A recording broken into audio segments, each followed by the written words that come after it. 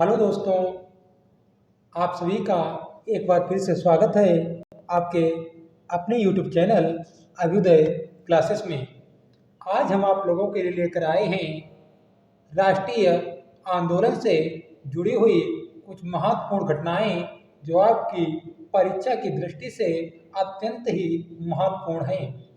हम इन घटनाओं को इनके वर्ष के अनुसार देखेंगे कि कौन सी घटना किस वर्ष हुई और उसके पीछे का कारण क्या था। हम सब उन बिंदुओं पर चर्चा करेंगे जो आपकी परीक्षा के लिए बहुत ही महत्वपूर्ण हैं। हम ऐसी घटनाओं का विवरण लेकर आए हैं जो किसी भी एग्जाम में जरूर पूछी जाती हैं, चाहे वह एग्जाम आप स्टेट लेवल का दे रहे हों या वनडे लेवल का। जो आगामी पिट की परीक्षा है उसके लिए भी यह टॉपिक बहुत ही महत्वपूर्ण है। इसे हम क्रोनोलॉजी के नाम से जानते हैं। प्रारंभ करते हैं आज का सेशन, जिसमें पहली महत्वपूर्ण घटना है भारतीय राष्ट्रीय कांग्रेस। भारतीय राष्ट्रीय कांग्रेस की स्थापना ए.ओ. होम द्वारा 1885 ईस्वी में की गई थी। जो ए.ओ. होम थे यह रिटायर आईसीएस अधिकारी थे। इनके द्वारा 1885 में मुंबई में इसकी स्थापना की गई थी और जो इसके प्रथम अध्यक्ष थे वह व्योमेश चंद्र बनर्जी थे। दूसरी महत्वपूर्ण घटना है कि लॉर्ड कर्जन वायसराय कब बने। 1898 ईस्वी में कर्जन को भारत का वायसराय नियुक्त किया गया। अगली जो महत्वपूर्ण घटना है मित्र मेला। आपकी परीक्षा की दृष्टि से अत्यंत महत्वपूर्ण, कई बार ये क्वेश्चन पूछा जा चुका है।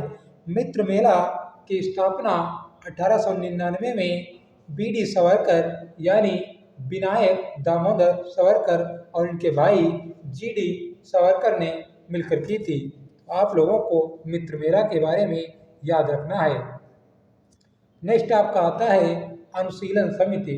अनुशीलन समिति की स्थापना 1902 में मित्रा, इनका पूरा नाम है प्रमथनाथ मित्र, के द्वारा की गई थी। क्वेश्चन बनेगा अनुशीलन समिति की स्थापना कब या किसके द्वारा की गई थी, तो आपको याद रखना है 1902 ईस्वी में पी मित्र के द्वारा। अगला है बंग भंग आंदोलन। बंग भंग आंदोलन 1905 ईस्वी में प्रारंभ हुआ और यह आंदोलन बंगाल के विभाजन के विरोध में प्रारंभ हुआ था। इसे अन्य नाम स्वदेशी आंदोलन के नाम से भी जाना जाता है। अगली अत्यंत महत्वपूर्ण घटना है मुस्लिम लीग की स्थापना। मुस्लिम लीग की स्थापना 1906 में सलीमुल्लाह खान ने और आगा खान ने मिलकर ढाका में की थी। ढाका उस समय भारत का हिस्सा हुआ करता था, जो वर्तमान में बांग्लादेश की राजधानी है। तो 1906 में सलीमुल्लाह खान ने और आगा खान ने मिलकर मुस्लिम लीग की स्थापना की थी। अगली जो महत्वपूर्ण घटना है वह है कांग्रेस का विभाजन। कांग्रेस का 1907 में सूरत में अधिवेशन आयोजित किया गया, जिसकी अध्यक्षता कर रहे थे रास बिहारी घोष जी। और इसकी एक महत्वपूर्ण घटना यह है कि इसमें जो भारतीय राष्ट्रीय कांग्रेस थी वह दो दलों में विभाजित हो गई। एक थे गर्म दल के लोग, दूसरे थे नरम दल के लोग, और ये गर्म दल के जो लोग थे यह कांग्रेस को छोड़कर चले गए। अगली महत्वपूर्ण घटना है मार्ले मिंटो सुधार। 1909 में मार्ले मिंटो सुधार आया। यह जो अधिनियम था भारत शासन अधिनियम 1909 भी इसे कहा जाता है और मार्ले मिंटो सुधार भी कहा जाता है। उस समय जो मार्ले थे वो भारत के सचिव हुआ करते थे और मिंटो भारत के वायसराय थे। इसमें यह प्रावधान था कि मुस्लिमों के लिए पृथक निर्वाचन मंडल का प्रावधान किया गया था, अर्थात मुस्लिम प्रत्याशियों के लिए सिर्फ वोट करने का अधिकार मुस्लिम मतदाताओं के पास ही होता था।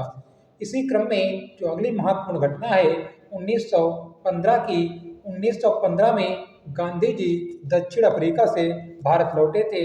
यह एक महत्वपूर्ण घटना थी। अगली महत्वपूर्ण घटना की चर्चा कर लेते हैं। होम रूल लीग 1916 में बाल गंगाधर तिलक और एनी बेसेंट द्वारा अपनी अपनी होम रूल लीगों की स्थापना की गई। अर्थात जो तिलक जी की होम रूल लीग थी वह अलग थी और एनी बेसेंट जी की जो होम रूल लीग थी वह अलग थी। इसकी स्थापना 1916 में की गई थी। इसी कड़ी में जो अगली घटना है वह है लखनऊ पैक्ट अर्थात लखनऊ समझौता। लखनऊ समझौता 1916 में कांग्रेस और मुस्लिम लीग के मध्य हुआ था। यह समझौता मुख्यतः कांग्रेस के दोनों दलों के मध्य हुआ था और इसमें मुस्लिम लीग भी शामिल हो गई थी। तो यह एक महत्वपूर्ण घटना थी और इसी क्रम में हम देख लेते हैं कि इस अधिवेशन की जो अध्यक्षता की थी वो अंबिका चरण मजूमदार जी ने की थी। बहुत ही हाईलाइट क्वेश्चन है, आप लोग देख लीजिए। अगली जो महत्वपूर्ण घटना है वह है मॉन्टेग्यू घोषणा। मॉन्टेग्यू घोषणा 20 अगस्त 1917 में की गई। इसी क्रम में आगे देखते हैं 1917 में चंपारण में आंदोलन हुआ और यह महात्मा गांधी द्वारा भारत में किया गया पहला आंदोलन था। फरवरी 1918 में सत्याग्रह आंदोलन अहमदाबाद के मिल मजदूरों के हित में महात्मा गांधी जी ने आंदोलन किया और उन्होंने जो मिल के मजदूर थे उनकी इस बात का समर्थन किया। वो लोग मिल मालिकों से यह मांग रख रहे थे कि उनके वेतन में 35% की वृद्धि की जाए और इसमें महात्मा गांधी जी को सफलता मिली थी। नेक्स्ट घटना है मार्च 1918 की खेड़ा आंदोलन। खेड़ा नामक स्थान पर महात्मा गांधी जी ने आंदोलन चलाया था क्योंकि वहाँ पर स्थानीय किसानों से ज़्यादा कर वसूला जाता था। तो कर में कटौती के लिए महात्मा गांधी ने यह आंदोलन चलाया था जिसे खेड़ा आंदोलन के नाम से जाना जाता है। रोलेट एक्ट 1918 में पारित किया गया। इस एक्ट में यह प्रावधान किया गया था कि किसी भी व्यक्ति को सिर्फ इस बिना पर गिरफ्तार किया जा सकता था कि उस पर सिर्फ संदेह है, अर्थात किसी भी संदेहप्रद व्यक्ति को गिरफ्तार किया जा सकता था। इस कानून को काला कानून के नाम से भी जाना जाता है और भारतीयों ने इसे बिना वकील, बिना दलील और बिना अपील का कानून कहकर इसका बहिष्कार किया था। अगली महत्वपूर्ण घटना है जलियांवाला बाग हत्याकांड। जलियांवाला बाग हत्याकांड 13 अप्रैल 1919 में यह घटना घटित हुई और इसमें भीषण नरसंहार हुआ। जनरल डायर ने वहां निहत्थी भीड़ पर गोली चलाने का आदेश दे दिया जिसमें हजारों लोग मारे गए। इस घटना के पीछे का परिदृश्य देख लेते हैं। डॉक्टर सतपाल और सैफुद्दीन किचलू को ब्रिटिश गवर्नमेंट ने अरेस्ट कर लिया था जिसके विरोध में उनकी रिहाई के लिए लोग इकट्ठे होकर शांतिपूर्वक धरना दे रहे थे। तभी जनरल डायर ने निहत्थे लोगों पर गोली चलाने का आदेश दे दिया। अगली जो घटना है वह है खिलाफत आंदोलन। खिलाफत आंदोलन 1919 में प्रारंभ किया गया। इसे जो स्टार्ट किया था वह मोहम्मद अली जिन्ना और शौकत अली जिन्ना अर्थात जिन्ना भाइयों ने मिलकर इसे स्टार्ट किया था। अली भाइयों ने इसे स्टार्ट किया था और बाद में इसमें महात्मा गांधी जी की एंट्री होती है और महात्मा गांधी जी ने इस आंदोलन को लीड किया था। यह आंदोलन भारत में जो तुर्की का खलीफा उस समय हुआ करता था उसके पक्ष में भारतीय मुसलमानों द्वारा चलाया गया एक आंदोलन था। इस प्रकार यह एक धार्मिक आंदोलन था। हंटर कमेटी 1920 में गठित की गई। यह जलियांवाला बाग हत्याकांड से संबंधित थी, अर्थात इसका जो कार्य था वह यह था कि जलियांवाला बाग में जो हत्याकांड हुआ था उसमें कितने लोग मारे गए, क्या क्या घटनाएं हुई, उनकी जानकारी ब्रिटिश गवर्नमेंट को देना था। और इसी प्रकार कांग्रेस ने भी, आपको याद रखना है, एक समिति का गठन किया था और वह कांग्रेस की तरफ समिति बनाई गई थी जिसने इस पूरे प्रकरण पर अपनी एक जांच सौंपी थी राष्ट्रीय कांग्रेस को। बात कर लेते हैं आगे। कांग्रेस का नागपुर अधिवेशन बहुत ही इम्पोर्टेंट है, क्योंकि कांग्रेस का 1920 का जो अधिवेशन था वह नागपुर में आयोजित किया गया और इसी अधिवेशन में असहयोग आंदोलन का प्रस्ताव पारित किया गया। इसीलिए यह आंदोलन यही पारित हुआ था, इसी कारण यह अधिवेशन इम्पोर्टेंट हो जाता है। बात करते हैं आगे असहयोग आंदोलन की। तो असहयोग 1 अगस्त 1920 में महात्मा गांधी जी के नेतृत्व में प्रारंभ हुआ। इसमें साधारण जनता ने बढ़ चढ़कर हिस्सा लिया था। इसी क्रम में जो अगली घटना घटती है वह है चौरी चौरा कांड। 4 फरवरी 1922 को संयुक्त प्रांत में, जिसे हम वर्तमान में उत्तर प्रदेश के नाम से जानते हैं, इसमें गोरखपुर में चौरी चौरा नामक स्थान पर कुछ उग्र लोगों ने या गुस्साई भीड़ ने एक थाने में आग लगा दी। इसमें कहा जाता है कि जलकर 24 सिपाहियों और थानेदार की मृत्यु हो गई थी। और इसी घटना के बाद इससे आहत होकर महात्मा गांधी ने असहयोग आंदोलन वापस ले लिया था। आप लोगों को ये याद रखना है। स्वराज पार्टी की स्थापना, महात्मा गांधी जी ने असहयोग आंदोलन वापस ले लिया तो बहुत से लोग इनके विरुद्ध हो गए, अर्थात इस बात से नाराज थे। उन्हें ऐसा लग रहा था कि इस समय असहयोग आंदोलन को बंद नहीं करना चाहिए। तो इसी क्रम में 1923 में स्वराज्य पार्टी की स्थापना की गई और मोतीलाल नेहरू और CR दास जी ने मिलकर इस पार्टी की स्थापना की थी। लेकिन आपको यह भी याद रखना है, ये कोई अलग पार्टी नहीं थी, बल्कि कांग्रेस के अंदर ही रहकर यह पार्टी कार्य करती थी। 1924 की महत्वपूर्ण घटना है, हिंदुस्तान गणतंत्र एसोसिएशन की स्थापना की गई, जिसे HRA के नाम से जाना जाता है, यानी हिंदुस्तान रिपब्लिक एसोसिएशन।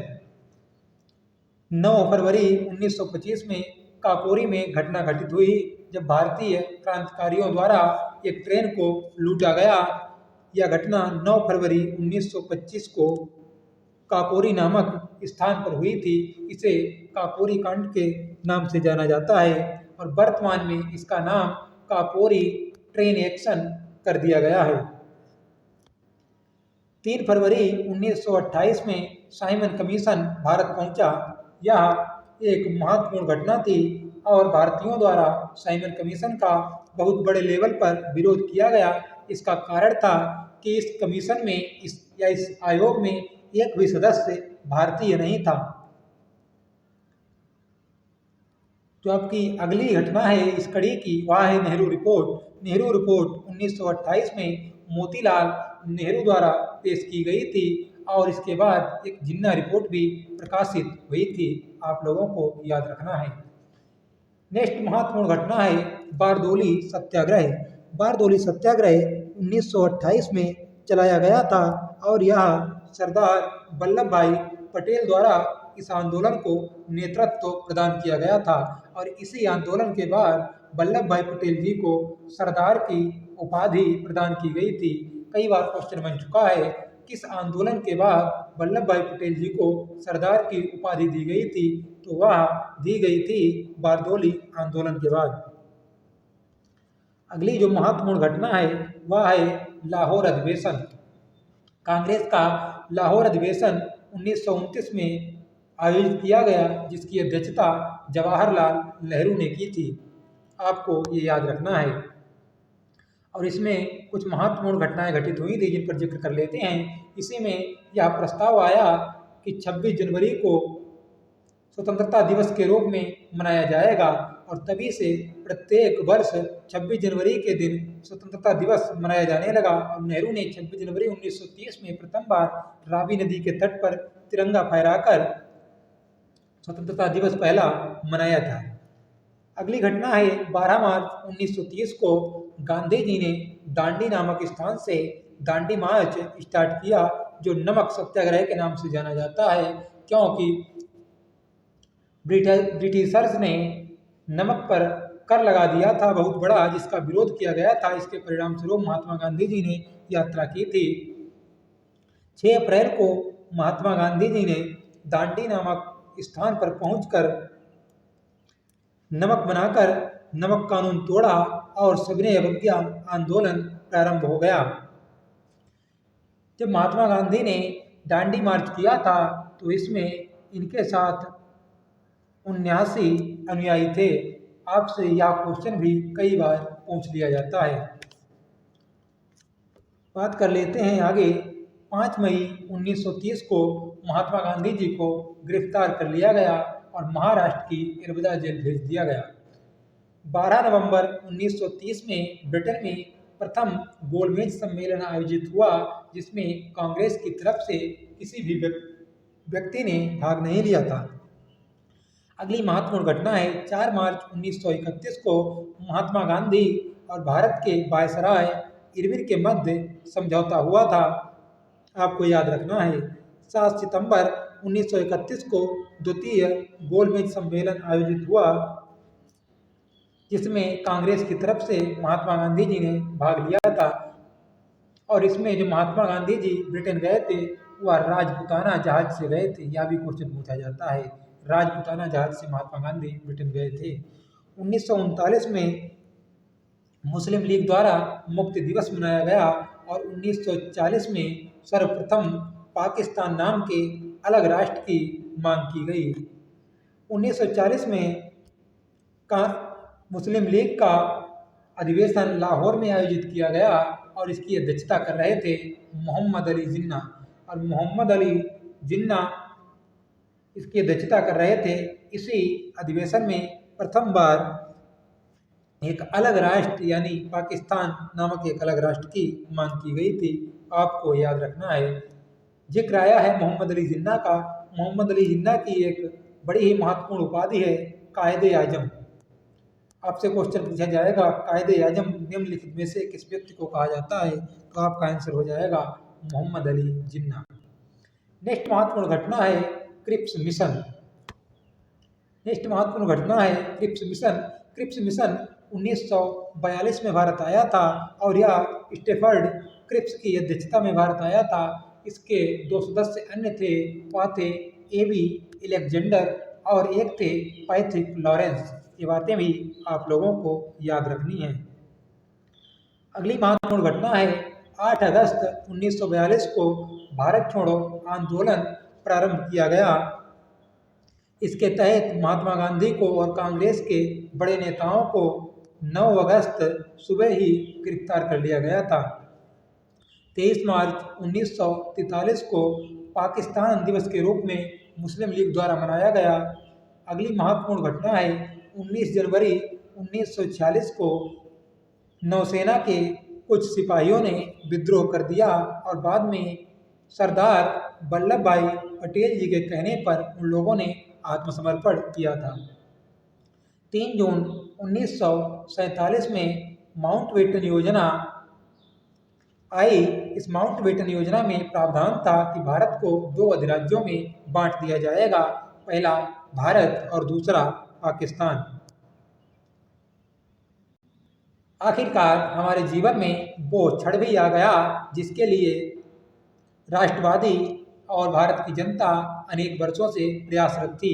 15 अगस्त 1947 का दिन, जिस दिन भारत स्वतंत्र हो गया, अर्थात अब भारत को किसी के अधीन रहने की आवश्यकता नहीं थी। 18 अप्रैल 1951 में एक महत्वपूर्ण आंदोलन चलाया गया जिसे भूदान के नाम से जाना जाता है। यह तेलंगाना से प्रारंभ किया गया था और विनोबा भावे जी ने इसे प्रारंभ किया था। आगे बात कर लेते हैं। भूदान आंदोलन का मतलब था जिन लोगों के पास ज़्यादा जमीन थी वह उसे दान कर दें ताकि वह गरीबों में और अन्य लोगों में बांटी जा सके। स्वतंत्रता से पहले भारत का गवर्नर जनरल लॉर्ड बेवेल था और आज़ाद भारत का प्रथम गवर्नर जनरल लॉर्ड माउंटबेटन था। आपसे क्वेश्चन पूछा जाता है कि स्वतंत्र भारत का प्रथम गवर्नर जनरल कौन था, तो ऑप्शन मिलेगा श्री राजगोपालाचारी, लॉर्ड माउंटबेटन और भी आपको ऑप्शन मिलेंगे, तो आपको सही करना है लॉर्ड माउंटबेटन। लेकिन जब आपसे पूछा जाएगा स्वतंत्र भारत का प्रथम भारतीय गवर्नर जनरल कौन था, तो जब भारतीय की बात करेंगे तो चक्रवर्ती राज गोपालाचारी होंगे और इसके बाद गवर्नर जनरल का पद समाप्त कर दिया गया। तो प्रथम स्वतंत्र भारत का प्रथम गवर्नर जनरल माउंटबेटन और अंतिम गवर्नर जनरल चक्रवर्ती राज गोपालाचारी। ये थी कुछ महत्वपूर्ण घटनाएं जिन पर हमने चर्चा की। बाद में संविधान सभा का गठन किया गया और संविधान सभा ने 26 नवंबर 1949 को संविधान को अंगीकार किया और इसी दिन 15 अनुच्छेद लागू हो गए थे और अंततः 26 जनवरी 1950 को भारत का संविधान लागू कर दिया गया और आज से भारत गणतंत्र राज्य बन चुका था। तो यह कुछ महत्वपूर्ण तथ्य थे जो मैंने आप लोगों के साथ शेयर किए हैं। आशा करता हूँ कि हमारी मेहनत आप लोगों को पसंद आ रही होगी। अगर हमारी मेहनत आपको पसंद आ रही है तो चैनल को लाइक करें, सब्सक्राइब करें और ज़्यादा से ज़्यादा अपने दोस्तों में शेयर करें।